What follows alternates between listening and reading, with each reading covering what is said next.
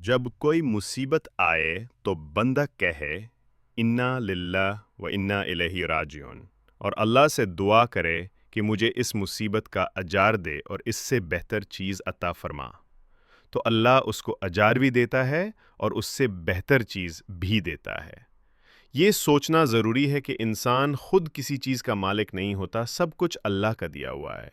اللہ جب چاہے واپس لے سکتا ہے۔ انسان صرف ایک وقت کے لیے چیزوں کا ذمہ دار بنایا گیا ہے۔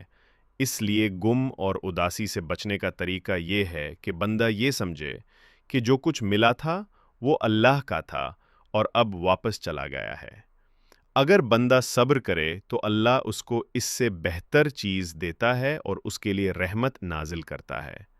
اس دنیا کی خوشیاں چاند پالوں کی ہیں، لیکن غم اور مصیبت سب کو آتی ہے۔ اس لیے جب بندہ دوسروں کی حالت دیکھتا ہے تو اس کو تسلی ملتی ہے۔ ہر بندہ کسی نہ کسی مصیبت سے گزارتا ہے۔ اصلی چیز یہ ہے کہ بندہ آخرت کے لیے تیاری کرے اور صبر اور شکر کے ساتھ زندگی گزارے۔ ہر خوشی کے بعد غم آتا ہے، ہر مصیبت ایک سبق ہوتی ہے۔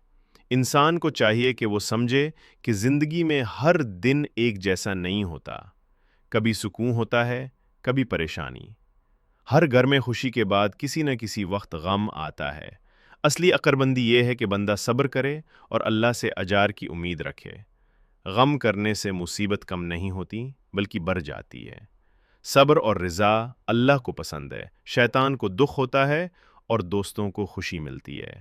اگر بندہ صبر کرے تو اس کے لیے جنت میں گھر تیار کیا جاتا ہے اور اللہ اس کو اپنی رضا اور رحمت دیتا ہے۔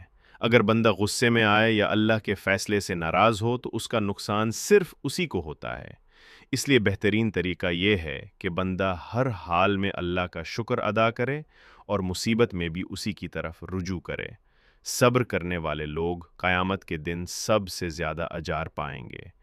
اس لیے مصیبت آنے پر صبر اور رضا سے کام لینا چاہیے اور اللہ سے بہتر امید رکھنی چاہیے۔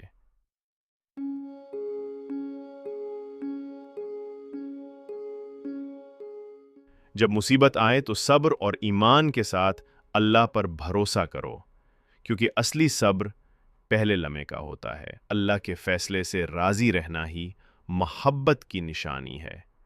غم کا علاج یہ ہے کہ بندہ اللہ کے اجار کو سب سے بہتر سمجھے اور یہ سمجھے کہ ہر تکلیف اس کی پاکی اور امتحان کے لیے ہے۔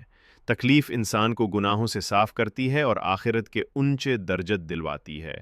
جنت مصیبت سے گھیری ہے اور دوزخ حواسوں سے۔ اس لیے اللہ کی رضا میں ہی اصلی سکون ہے۔